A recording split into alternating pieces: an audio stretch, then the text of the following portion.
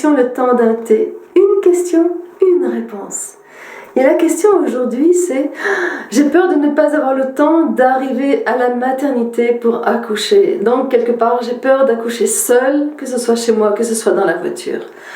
Déjà, la première réponse que je vous apporterai, c'est si vous en êtes là, si ça va trop vite, c'est que tout se passe très très bien. En effet, s'il y a la moindre difficulté dans votre corps ou au niveau de votre bébé, vous aurez le temps d'arriver à la maternité.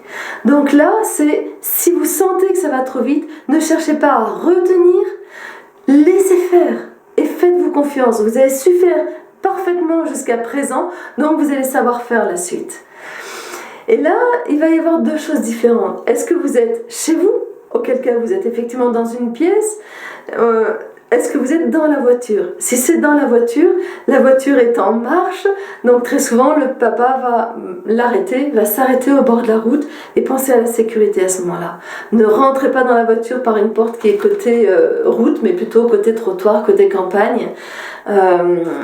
Et ne laissez pas trop les portes ouvertes pour essayer qu'il y ait le plus de chaleur. Enfin, gérez et ayez cette notion, messieurs, de gérer la sécurité de votre véhicule si votre compagne est en train d'accoucher dans ce véhicule.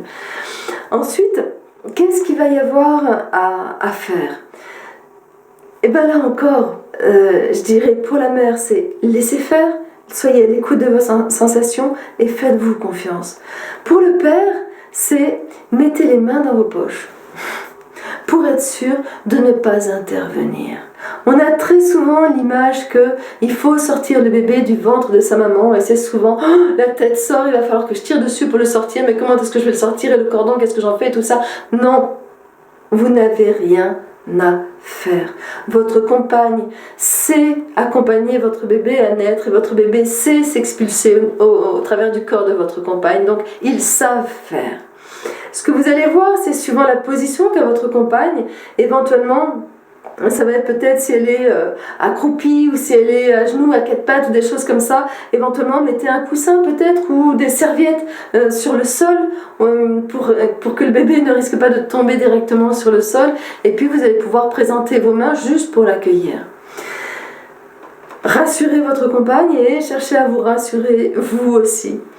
Ce qui peut se passer, c'est que vous allez probablement, quand vous vous en rendez compte, mesdames, c'est que ça pousse.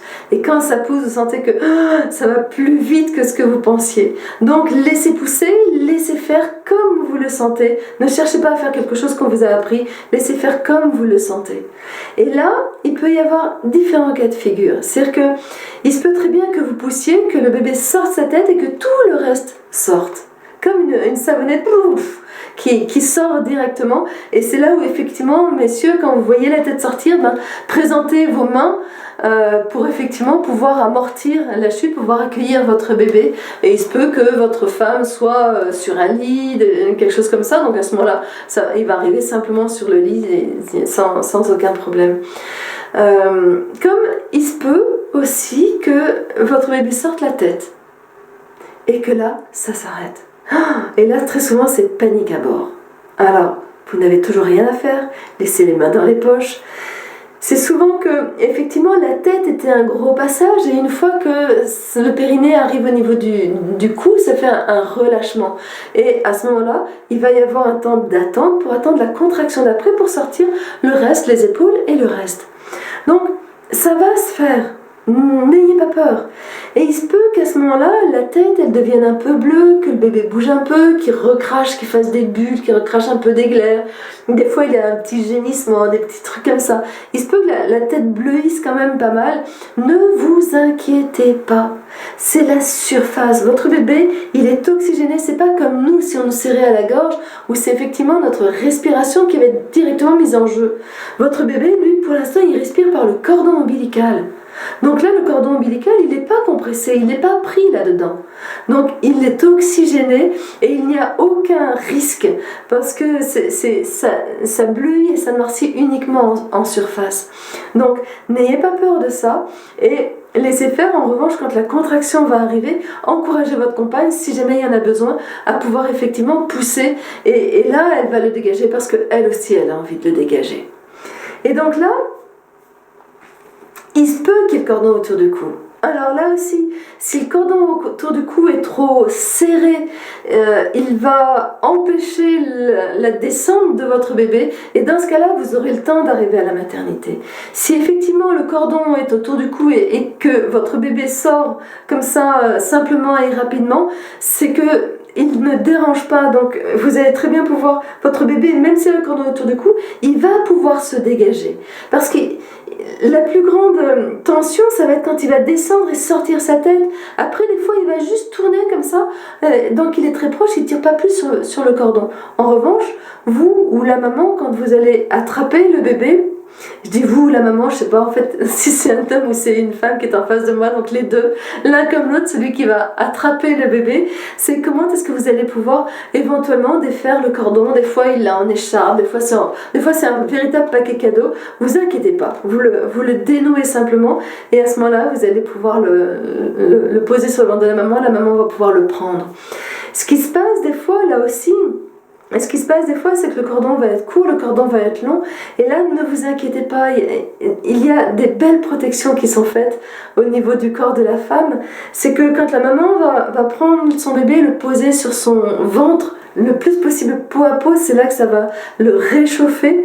Si le cordon est trop court, ça va tirer le cordon au niveau de son sexe et ça va lui faire mal à la maman. Donc, elle va juste descendre le bébé un tout petit peu pour que elle, ça ne lui fasse pas mal. Donc à ce moment-là, ça protège aussi le fait de risquer de trop tirer sur le cordon. Et là, le fait que la maman pose le bébé directement sur son ventre le plus possible, c'est-à-dire si c'est dans la voiture, essayez de relever le pull, le t-shirt, des choses comme ça, pour que ce soit là, c'est parce que votre corps, mesdames, va pouvoir réchauffer votre bébé bien mieux qu'un pull ouvert. Après, par-dessus, vous pouvez mettre une couverture si vous en avez, une serviette si vous en avez. Peut-être que vous avez prévu ça en partant dans la voiture. Si vous n'avez pas prévu, peut-être que vous pouvez ramener votre pull par-dessus ou bien enlever votre pull et le poser par-dessus, juste pour que le contact de l'air soit moins froid. Parce qu'effectivement, la seule chose que va craindre votre bébé en arrivant, c'est le froid. Et vous n'avez pas à vous inquiéter de est-ce qu'il respire pas, est-ce que des choses comme ça, il va respirer. Éventuellement, s'il met du temps à respirer, vous pouvez le masser. S'il est comme ça sur le ventre de la maman, vous pouvez le masser éventuellement, vous pouvez l'allonger plus sur les jambes pour le masser, l'allonger lui il est sur le ventre, sur les jambes, et vous le massez, vous le massez, vous le massez, vous le massez, ça va le stimuler, il va bouger un peu, il va recracher peut-être et il va respirer.